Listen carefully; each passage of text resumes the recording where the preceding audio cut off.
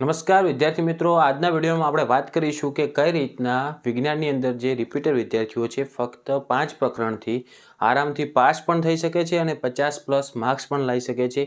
તો એ કયા પ્રકરણ કરવાથી એમને એકદમ બેસ્ટ પરિણામ મેળવી શકે છે, તો એ સંપૂર્ણ ચર્ચા આપણે આજના વિડીયોની અંદર કરવાના છીએ। તો પ્લીઝ આ વિડીયોને તમે અંત સુધી જોજો।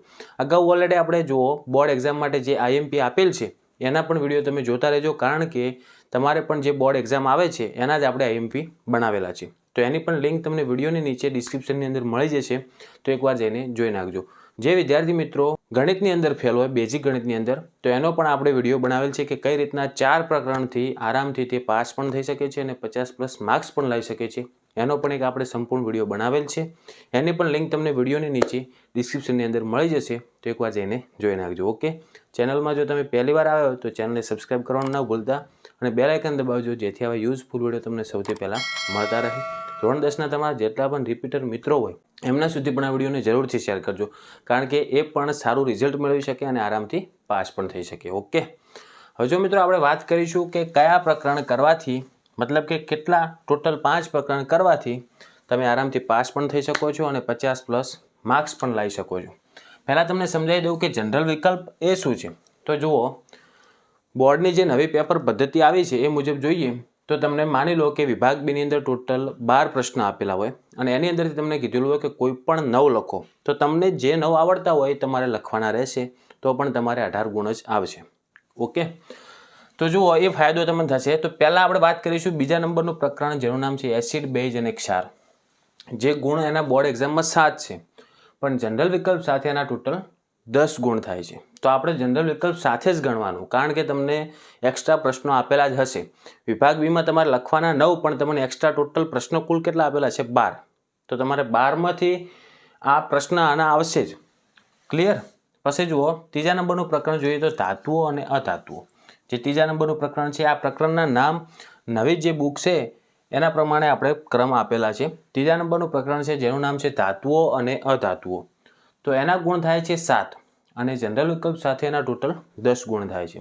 તો એ પણ પ્રકરણ તમારે કમ્પ્લીટલી કરવાનું। અને તમને એ પણ કહી દઉં કે તમારે આ પ્રકરણની અંદર કોઈ પણ પ્રશ્ન છોડવાનો નથી। જેટલા વિકલ્પ હોય એટલા વિકલ્પ, MCQ તથા જે ખાલી જગ્યાઓ આવે છે એ બધી, પછી 2 ગુણના, 3 ગુણના અને 4 ગુણના બધા જ પ્રશ્ન તૈયાર કરવાના। આઈએમપી ગોતવાનું નહીં, તો જ તમારે આ રીતનું તમને પરિણામ મળશે। ઓકે, પછી નેક્સ્ટ જુઓ 5મા નંબરનું પ્રકરણ જોઈએ, જેનું નામ છે જૈવિક ક્રિયાઓ। આ પ્રકરણ તમારા માટે ખૂબ અગત્યનું છે, કારણ કે જુઓ 8 ગુણનું પ્રકરણ છે, જનરલ વિકલ્પ સાથે 14 ગુણ છે, એટલે તમારે તો 14 ગુણ જ ગણવાના।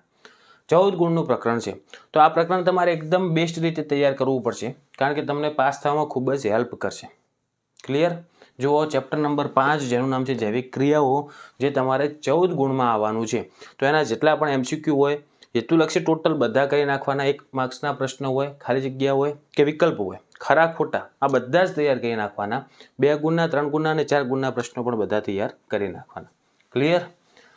પછી નેક્સ્ટ આવશે 10મા નંબરનું પ્રકરણ, જેનું નામ છે માનવ આંખ અને રંગબેરંગી દુનિયા। જેના આમ તો 5 જ ગુણ છે, પણ જુઓ જનરલ વિકલ્પ સાથે 9 ગુણ છે અને આ પ્રકરણ તમને ખૂબ જ ઇઝી પણ પડશે, કારણ કે જો આની અંદર તમને કમ્પ્લીટલી ખ્યાલ આવી જાય એ રીતના જ પ્રશ્નો આપેલા હશે। આંખની સમસ્યાઓ હશે, જે બાયોપિયા, માયોપિયા અથવા હાઇપરમેટ્રોપિયા, આ બધા જ પ્રશ્નો તમારે તૈયાર કરી નાખવાના।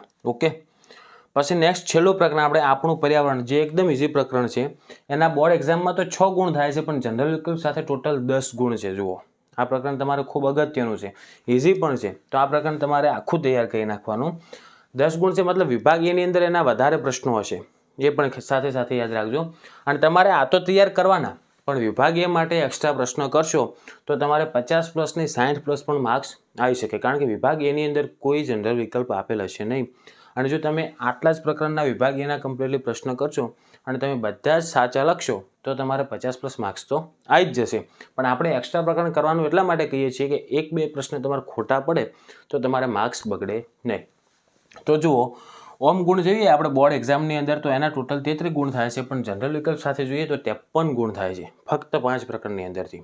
તો આપણે તમને કમ્પ્લીટલી ઇઝી મેથડથી સ્ટડી કરી અને આ 5 પ્રકરણથી તમે 50+ માર્ક્સ મેળવી શકો એ માટે વિડીયો બનાવેલ છે। આશા રાખું છું મિત્રો આ વિડીયો તમને ખૂબ જ યુઝફુલ થયો છે, તો પ્લીઝ વિડીયોને લાઇક કરવાનું ના ભૂલતા।